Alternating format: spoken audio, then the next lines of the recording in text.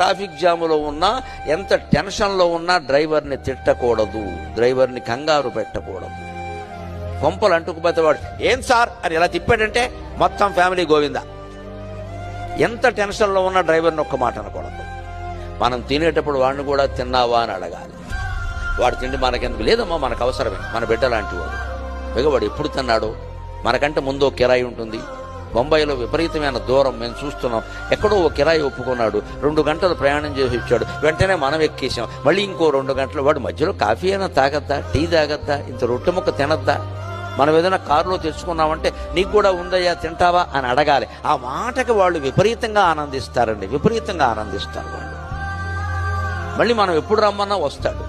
అటువంటి డ్రైవర్తో మనం తగాదా పెట్టుకుని ఏంటి టైం టైం టైం టైం అంటే ఓకే సార్ అని ఒక తిప్పుతాడు. యమధర్మరాజు టైం చూపిస్తాడు. మీదే కదా తిప్పమన్నారు.